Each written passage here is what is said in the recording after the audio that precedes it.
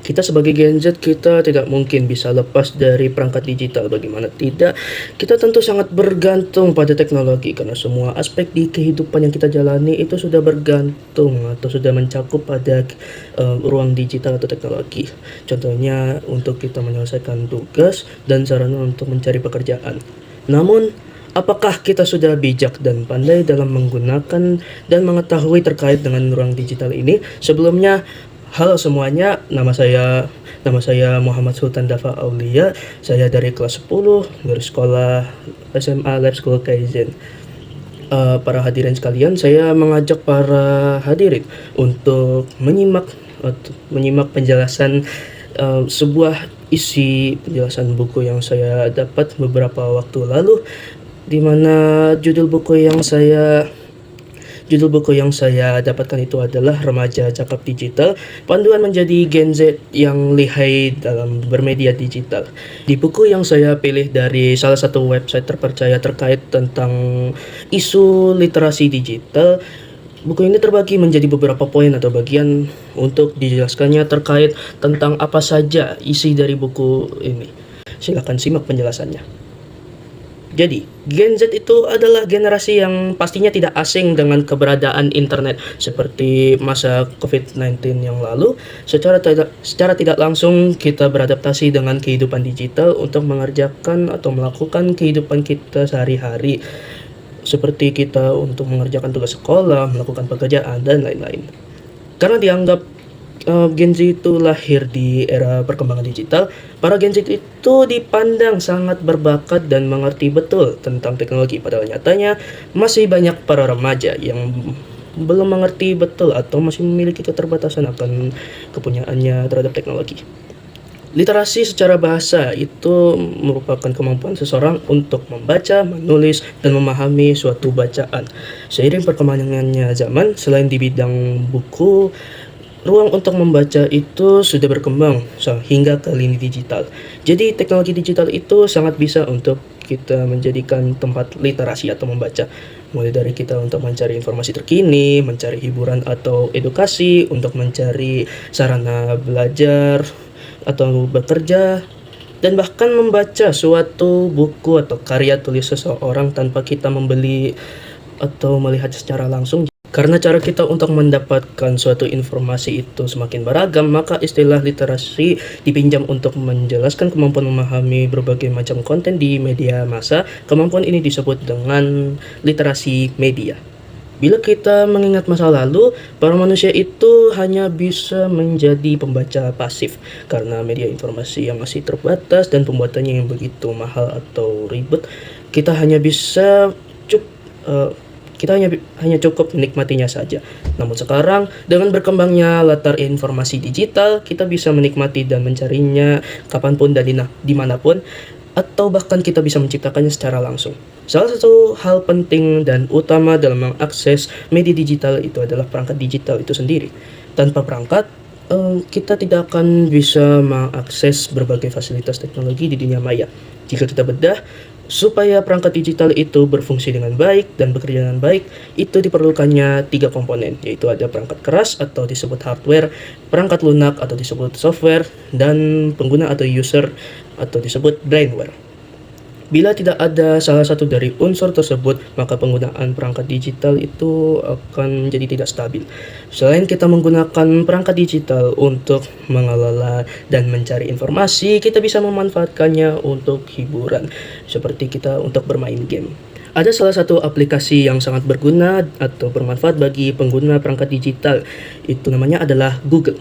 Bagaimana tidak, Google merupakan aplikasi yang populer di kalangan di kalangan perangkat komputer dengan perannya sebagai aplikasi pencari dan penghasil segala informasi. Jadi, bila kamu bingung akan suatu informasi yang kamu ingin cari tahu, kamu bisa mencari di aplikasi tersebut. Pasti kamu tidak asing juga dengan aplikasi yang bernama TikTok, Instagram, dan juga Facebook. Ya, ketiga nama aplikasi ini adalah bagian dari namanya media sosial atau sosial media, bisa disebut seperti itu. Aplikasi ini sangat populer bagi seluruh kalangan pengguna teknologi. Di mana aplikasi ini kamu bisa melakukan hal apapun seperti membuat dan menikmati video unggahan sendiri untuk orang lain yang mungkin bisa berguna atau bermanfaat contohnya. Dalam menggunakan aplikasi kita juga harus hati-hati atau dan waspada untuk tidak memakainya secara berlebihan karena khawatir akan terjadi hal yang kita tidak inginkan ke depannya, baik itu secara fisik ataupun mental kita. Di lain sisi kita juga harus memperhatikan etika dan atau adab dalam berbuat sesuatu di mana saja, terutama di media sosial. Dari sinilah kita harus merubah cara atau mindset kita untuk berbuat di media sosial, dan kita perlu hati-hati agar kita berusaha untuk tidak menyakiti atau merendahkan orang lain, serta kita jangan memancing orang lain di sosial media untuk berbuat atau melakukan hal yang menyesatkan.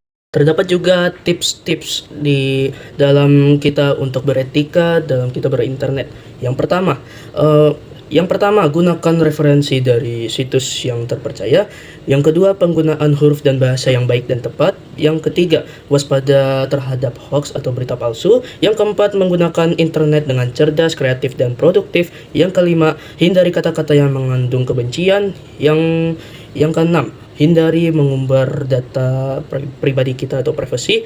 Yang terakhir, berhati-hati bila munculnya situs yang terlihat mencurigakan. Makin mudahnya kita mengakses internet membuat kita semakin mudah pula untuk kita mengakses informasi. Bahkan tidak hanya menerima, kita juga bisa membagikan informasi apa saja melalui internet.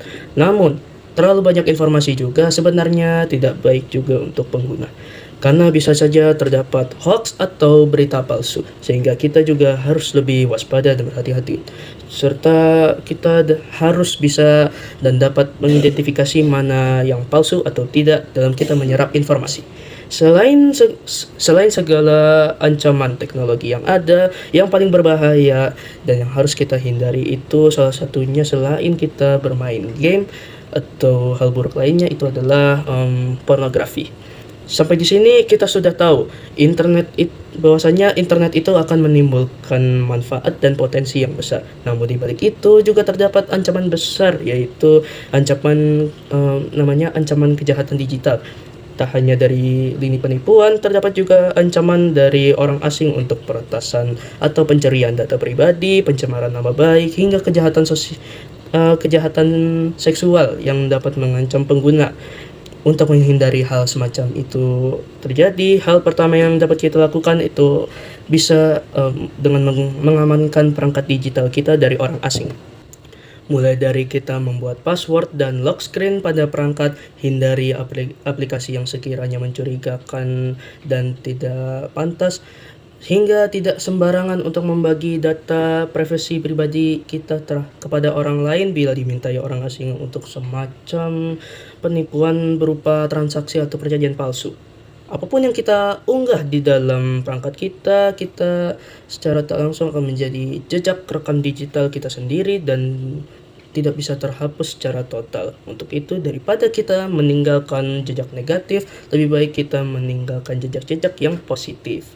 Kita sebagai Gen Z harus bijak dan senantiasa memperhatikan mana yang baik dan buruk bagi diri kita sendiri maupun orang lain. Kita juga sebisa mungkin memberi informasi atau mengingatkan kepada orang lain terkait adab dan etika yang seharusnya dilakukan.